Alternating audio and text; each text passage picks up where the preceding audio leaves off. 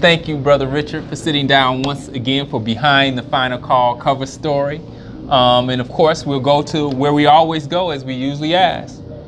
The title of the paper, Reparations 2020, volume number 38, number 35, June 4th on the cover. Why this cover story, Reparations 2020? Well, thank you for having me. Assalamu alaikum. You know, this is a very important story because reparations has really gained a lot of traction. We know that 2020 is a presidential election year. In light of that, we wanted to deal with this subject and deal with a couple different important stories. One, the National Coalition of Blacks for Reparations in America will be hosting their 30th annual convention in June at the Timbuktu Academy of Science and Technology in Detroit. Their conference theme is 400 Years of Terror, a Debt Still Owed. So NCOBRA is a coalition of groups and individuals that have been working on this subject of reparations for 3 decades. And their work has been consistent. And it's well documented, very well respected. This is going to be a major conference, so we encourage people to go to www.ncobraonline.org to get more information about the conference that'll be in Detroit in June, and to just see more about this subject. So that's one piece. The other piece that we're doing, we got a piece about ADOS, its origin, its troublesome ties, and fears it's dividing black people in the fight for reparations. So ADOS, of course, is an online community and online advocacy. At least that's where it started. Now they're actually pressing, notably the Democrats, to support reparations. So ADOS stands for American Descendants of Slavery, and it's a relatively new movement, or relatively new phenomenon, led by Yvette Carnell, who was a former Capitol Hill staffer, and also led by Antonio Monroe, a former prosecutor. So notably, they have been very active on social media in terms of raising this issue of reparations, which, of course, its history runs deep. When Barack Obama ran as president, it came up. The last couple of years, the discussion has just kind of been expanded.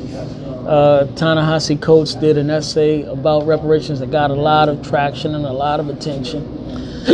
So now this year, you've had a number of Democratic presidential candidates who have either come out for reparations or come out in support of a federal study. And this is legislation that is pending right now in the House and in the Senate that would create a commission to study the impact of slavery and the attendant oppression of blacks and whether or not reparations is due or necessary. So we think it's a very important subject, and we wanted to look at ADOS and some of its history and some of its positions. Excuse me. And so there's some good things about it, and that it's raising awareness and getting more people involved in the debate. But the other thing, though, is that there's a very narrow focus on blacks in America that are descendants of slavery. They reject notions of Pan-Africanism, and they even reject or they have something of a problem with even African immigrants and their role kind of in the country, and basically how we are defined as a people and how those who will receive reparations would be defined.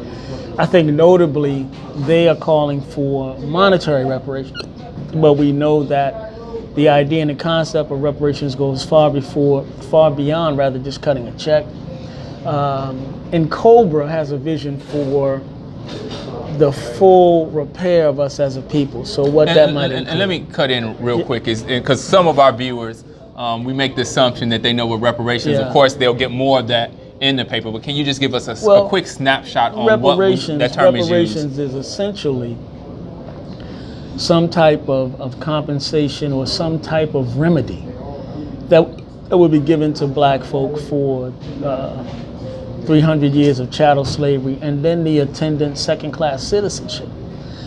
All of this happened not in a vacuum, but it happened with the outright support and the outright promotion of the U.S. government. Remember, slavery was enshrined in the Constitution from the beginning.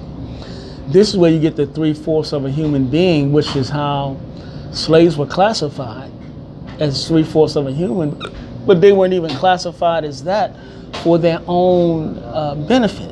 They were classified as that so that their white slave masters could have greater political representation. So with that kind of government-sponsored, government-backed, government-affiliated, government-advocated support for this system of destruction and genocide of black people, it would only make sense that the government would now pay the price to repair this damage. And of course, we're talking about the federal government. So some see it as monetary reparations only, which is a model that was used when the Japanese were interned during World War II. They were eventually released. They eventually received an apology. Then they eventually received monetary reparations for what happened to them. In other cases, for example, in the case of Germany, you have had monetary reparations, but you've also had support of the State of Israel, support of education, support of different programs ongoing, different financial and other supports for Israel and Jewish people ongoing to this day. So there wasn't a one-time check and that was it. So that's kind of another take on reparations. The Honorable Elijah Muhammad, of course, asked for states. He said that he wanted states, that the U.S. should give us, as black people, states that would show their willingness to repent for what they've done and to give us an opportunity to start a nation of our own. So there's something of a continuum, but the kind of underlying message, the kind of underlying purpose is that black folks, in some way, there would be some redress for the evils done to us for the last, since we came here, as the Honorable Elijah Muhammad said, in 1555. Yes, sir. So you're talking about 500 years in that sense. So that's essentially a very kind of quick definition of what reparations are. Okay. Thank you. So you were about to go into a little about in Cobra and that position so a little bit more. in Cobra is talking about more than just a check. They're talking about a full repair. So what might that be? That might be some kind of financial payment. It might also be educational opportunities, might also be funding of independent institutions that help to develop black people. Remember, in our current condition, if you give us money today, what we would essentially turn it back over to white people by tomorrow. So the question becomes, okay, what do we do to move an entire group of people forward? We know that black people lead in indicators. For example, here in Chicago, there was one report that I think said about half of young black men are unemployed or they're not in school. Not a good statistic. We know that blacks in general earn 1/3 less than whites, regardless of the industry and regardless of the occupation, right? We know that when it comes to black folks being incarcerated, black folks over-incarcerated based on population. We know that when it comes to penalties, black folks generally, again, being punished more severely for the same crimes. We know that when it comes to health status, we're behind. We know when it comes to wealth, we're behind. So when you look at all of these different negatives, the question becomes, how do you move it forward? The Great Society programs of the 60s didn't do it. The Republicans' programs of a rising tide lifts all boats didn't do it. So essentially, we had a very precarious case. We had a very precarious point in our history. And now there's a discussion of reparations as a possible way to help deal with this condition that we find ourselves in. Thank you. I'm going to jump a little bit. Of course, we know that we never cover the whole paper, but it's very important that people make sure that they get the paper, that they get their own edition. The only goal of this is so that you can get a little snapshot of what's going on in the paper, and of course the behind the story, why that article was chosen, or the topic I want to jump to the article, The Strategy of Ritual Defamation, Chicago Sun-Times and Chicago Tribune against the Honorable Minister Louis Farrakhan. Unite against Minister Farrakhan. Yeah, well, this is an article, I mean, it's another great article by Brother Demetric Muhammad. Very great perspective dealing with two attacks on a minister in the two major publications in Chicago. And what Brother Demetric does is he lays out how these attacks are rooted in what he calls ritual defamation. And you really got to read it to understand what it is. But it is simply a very intentional effort to defame, to misdefine, to attack someone, and to never deal with what they actually say, and to never prove what you charge them with. But it is merely to lodge the accusation, to keep the accusation going, and then to attack anyone who would dare question the accuser or the accusations themselves. So I mean, it's a very powerful article, and we, you should get it. You should get the digital version of the Final Call, which would be delivered to your email every Tuesday. You go to finalcall.com and subscribe. We got a great price going now, just 99 cents. So just go and wait. It's like a throwback to the 80s. You said how much? 99 cent subscription, man. Wow. That's just for one issue. Nope, that's for a month. 99 cents a month. Wow. And I think we're currently running it for about 3 months. But again, go to finalcall.com and get the details and get the code you can put in. But we like to really make sure that our people get the Final Call in its different iterations so that they can stay informed. Yes, sir. Thank you. Now, I see where you turn to. Yes. And I probably should have followed that up with our discussion with reparations. Of course, the Honorable Minister Louis Farrakhan, a case for reparations. This is his center article. Add it up. Yeah. I mean, this is it's a brief article, but very powerful. The minister lays out the case for reparations based on what has happened to us as a people.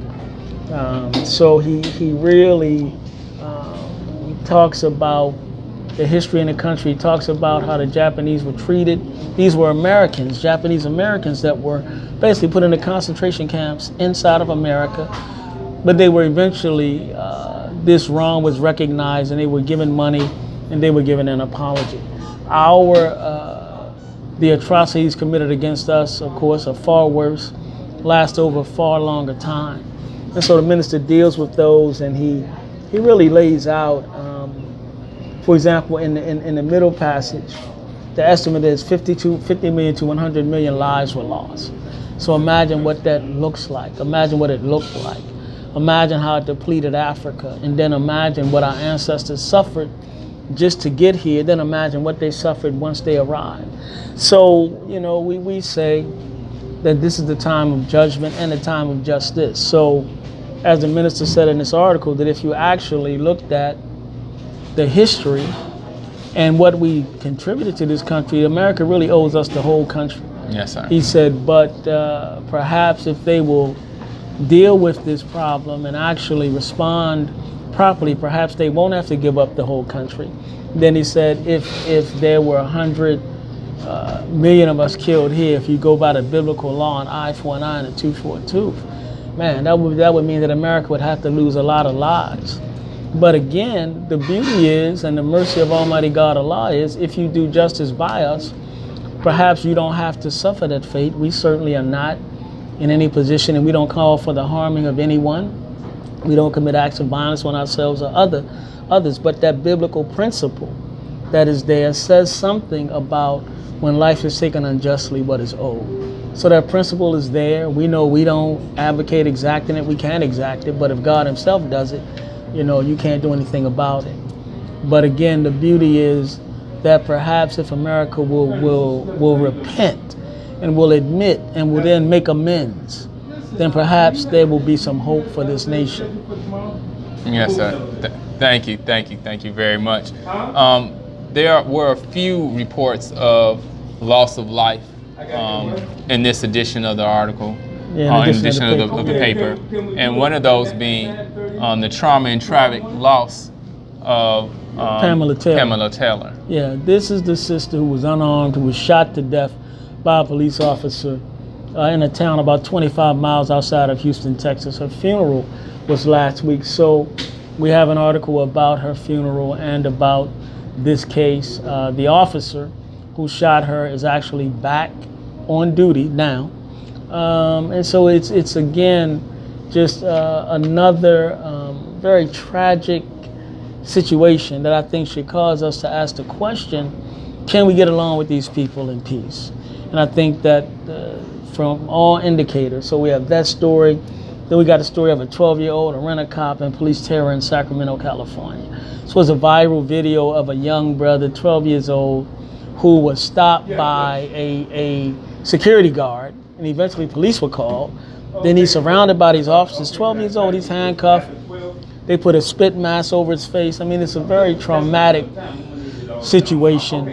It's not clear why the boy was stopped. It's not clear why the police had to intervene in the first place. But the story's in the paper, and it's now the family, of course, has a lawyer, and the family is now seeking to get this boy was actually charged. So they're now actually seeking to get those charges dropped, and they're now proceeding to try to obtain justice. So you can read that in the final call. Yes, sir. Thank you. We got a little background noise going on, but we're gonna work through it by Allah's permission. Yeah.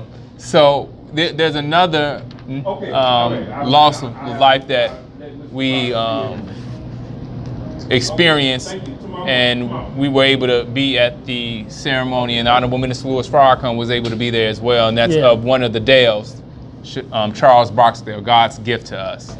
Yeah, I mean, this was the passing of a great talent, and actually a man who started following the Honorable Elijah Muhammad in the 1960s. And so the minister spoke at his memorial service, and I mean, it was a very moving, very insightful message that perhaps we will run eventually, but you can read now, and our managing editor, Starla Muhammad, did a great job of reporting out on the... She's over there right there. Yeah, but she's not on camera. She said, don't start it. Don't start no trouble. And let's bring the camera on. No. Here we go. That's why you ain't got no friends, because you're always starting stuff. No, but I mean, it was a great lessons. The minister talked about the gift of life. He talked about gratitude, even though we have to deal with the passing of loved ones. He talked about how that's part of life. And so he talked about how the God doesn't want us to grieve even though we may feel sorrow. So I mean, it was a very, very excellent, insightful words. I mean, very moving words. And you can read all about the life, the legacy, and the love that we have for our brother Charles Chuck Barksdale. And you can read how the minister really put this whole thing of life and death and coping with it in a very wonderful perspective that I think we can all use. Yes, sir. Thank you. And one of the things, be on the lookout for links if you go to the website for beautiful interviews that were done right there. On By the Sister Starla Muhammad, right? Right there. And you should see the look that she's giving me, but you won't see it because she's helping us behind the scenes today. today. She doesn't want to be on camera, man. Stop messing with people. Yes, sir. So, yeah, but please be on the lookout for those beautiful reflections that were provided from there. There's tons in here.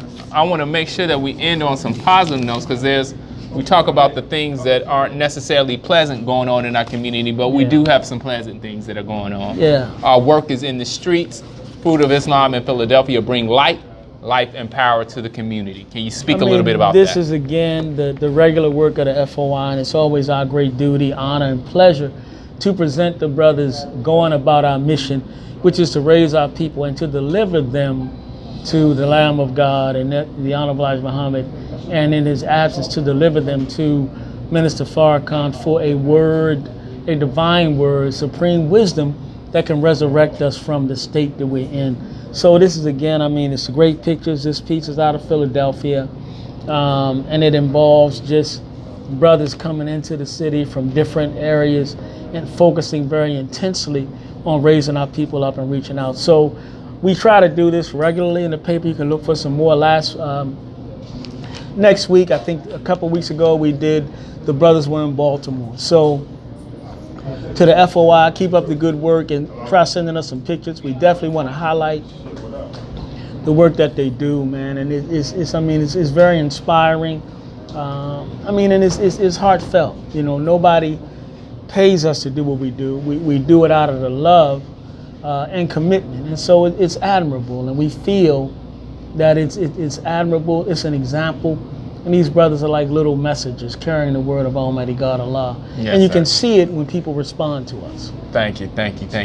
I want to jump to the article right before that. Then we're going to jump into some international news. Okay. But of course, there's the article Muslims Unite at St. Louis City Hall for historic iftar. And before you go on that, let the people know what iftar is. This is, of course, the month of Ramadan, which is a month of fasting and a focus on prayer and spiritual values. And this iftar is the breaking of the fast, so we don't eat or drink during the daylight hours, right?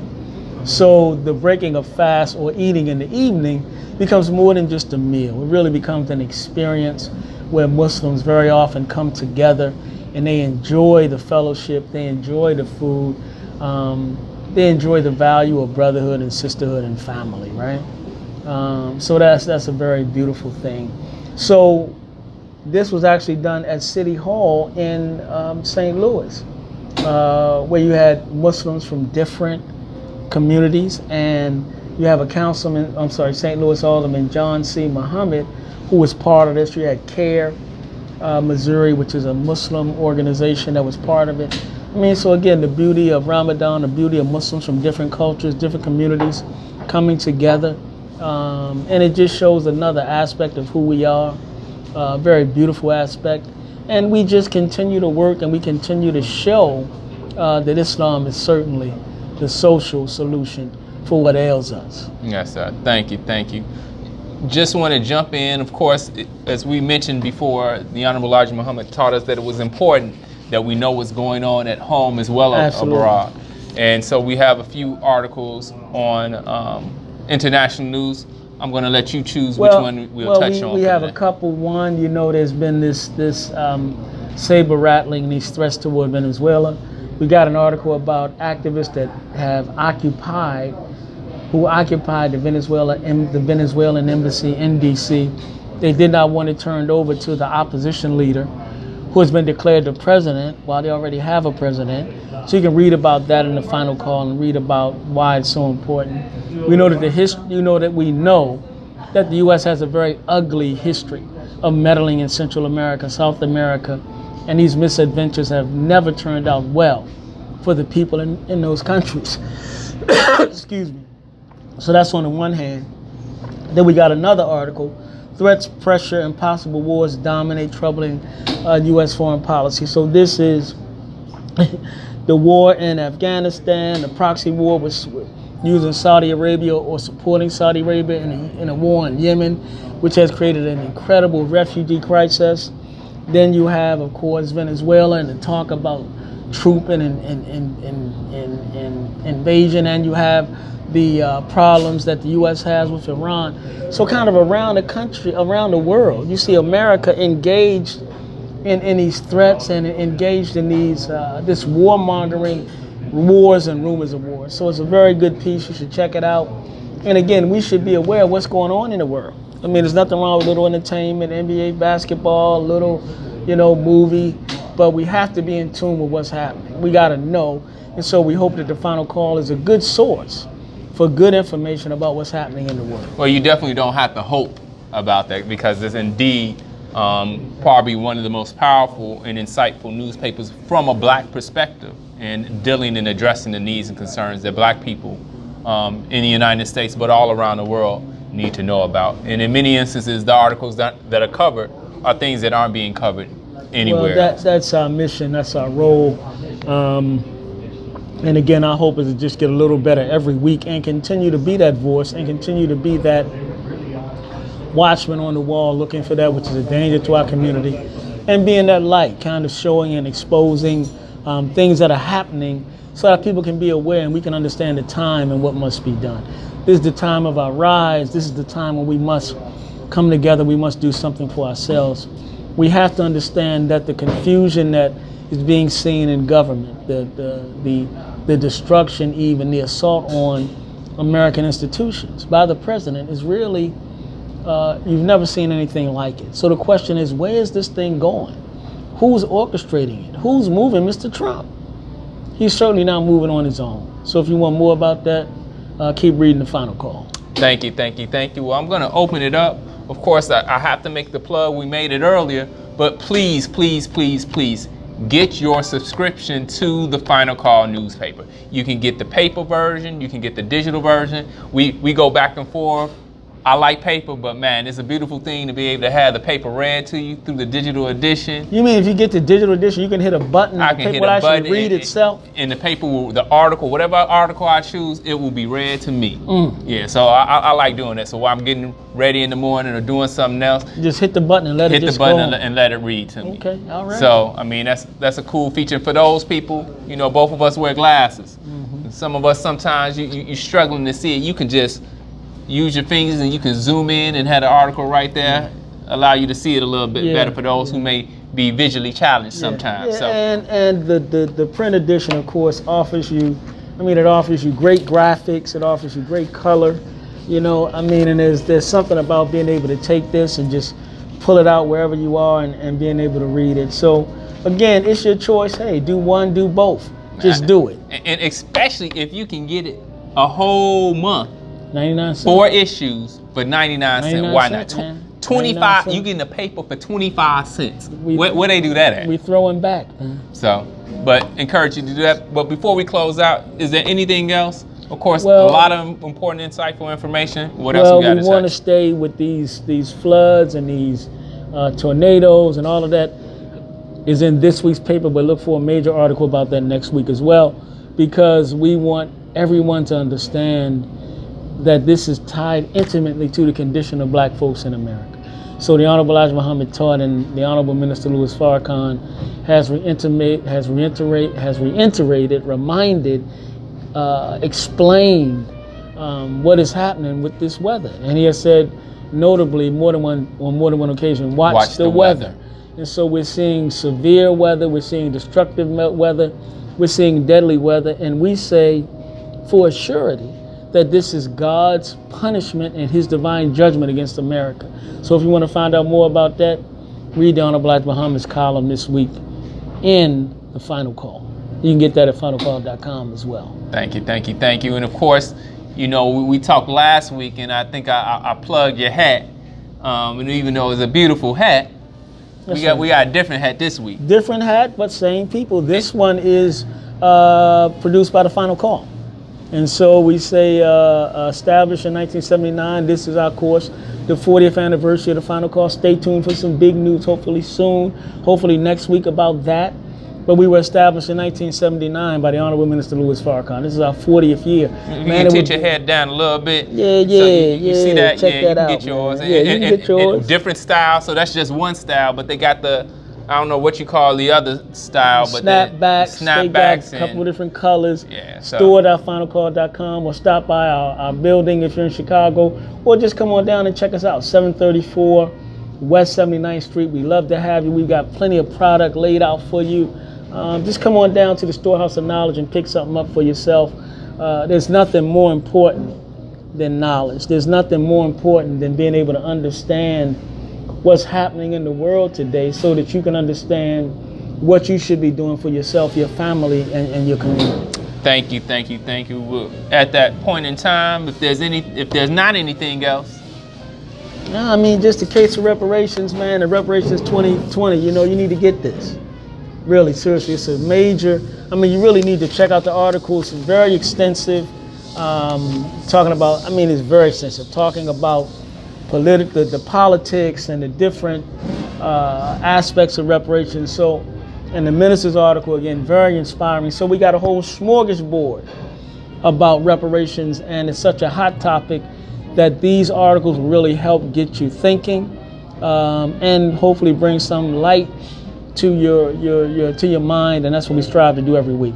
And I just thought about it, is that I talked to Student Minister Ava. She's back on the road again. I think this past Thursday she did a tour. I think she was in Milwaukee, and then she will be back I believe she is in, I can't remember what city, but she'll be somewhere else coming soon. But until next time, Behind the Final Call cover story. Assalamu alaikum. Peace.